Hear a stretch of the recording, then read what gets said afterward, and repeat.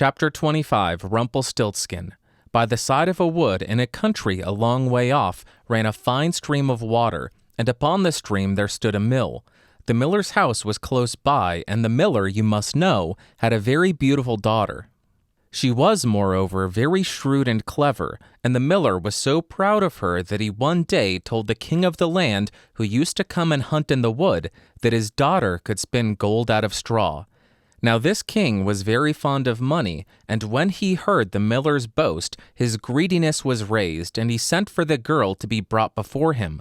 Then he led her to a chamber in his palace where there was a great heap of straw, and gave her a spinning wheel and said, "All this must be spun into gold before morning, as you love your life." It was in vain that the poor maiden said that it was only a silly boast of her father, for that she could do no such thing as spin straw into gold. The chamber door was locked, and she was left alone.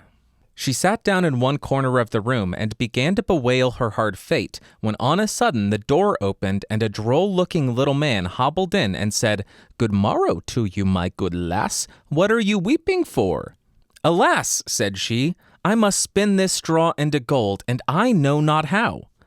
"What will you give me," said the hobgoblin, "to do it for you?"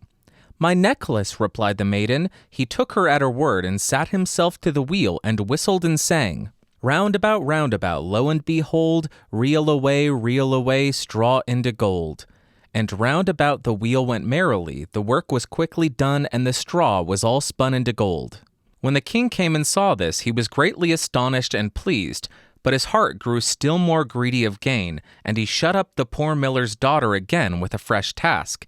Then she knew not what to do, and sat down once more to weep, but the dwarf soon opened the door and said, "What will you give me to do your task?" "The ring on my finger," said she. So her little friend took the ring and began to work at the wheel again, and whistled and sang, round about, lo and behold, reel away, straw into gold, till long before morning all was done again. The king was greatly delighted to see all this glittering treasure, but still he had not enough, so he took the miller's daughter to yet a larger heap and said, "All this must be spun tonight, and if it is, you shall be my queen." As soon as she was alone, the dwarf came in and said, "What will you give me to spin gold for you this third time?" "I have nothing left," said she. "Then say you will give me," said the little man, "the first little child you may have when you are queen." "That may never be," thought the miller's daughter, and as she knew no other way to get her task done, she said she would do what he asked. Round went the wheel again to the old song, and the mannikin once more spun the heap into gold. The king came in the morning, and finding all he wanted, was forced to keep his word, so he married the miller's daughter, and she really became queen. At the birth of her first child she was very glad, and forgot the dwarf and what she had said. But one day he came into her room where she was sitting playing with her baby, and put her in mind of it. Then she grieved sorely at her misfortune, and said she would give him all the wealth of the kingdom if he would let her off, but in vain. Till at last her tears softened him, and he said, "I will give you 3 days' grace, and if during that time you tell me my name, you shall keep your child." Now the queen lay awake all night, thinking of all the odd names that she had ever heard, and she sent messengers all over the land to find out new ones. The next day the little man came, and she began with Timothy, Ichabod, Benjamin, Jeremiah, and all the names she could remember, but to all and each of them he said, "Madame, that is not my name." The second day she began with all the comical names she could hear of, Bandy-legs, Hunchback, Crookshanks, and so on, but the little gentleman still said to every one of them, "Madame, that is not my name."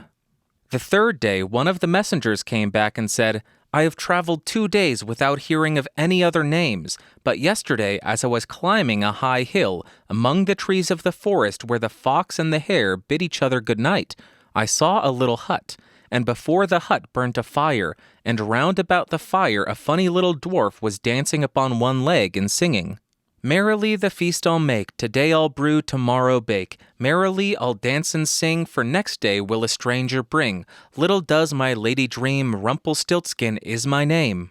When the queen heard this, she jumped for joy, and as soon as her little friend came, she sat down upon her throne and called all her court round to enjoy the fun.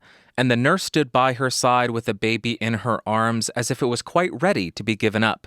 Then the little man began to chuckle at the thought of having the poor child to take home with him to his hut in the woods, and he cried out, "Now, lady, what is my name?" "Is it John?" asked she. "No, madame." "Is it Tom?" "No, madame." "Is it Jemmy?" "It is not." "Can your name be Rumplestiltskin?" said the lady slyly. "Some witch told you that! Some witch told you that!" cried the little man, and dashed his right foot in a rage so deep into the floor that he was forced to lay hold of it with both hands to pull it out. Then he made the best of his way off, while the nurse laughed and the baby crowed, and all the court jeered at him for having had so much trouble for nothing, and said, "We wish you a very good morning and a merry feast, Mr. Rumplestiltskin."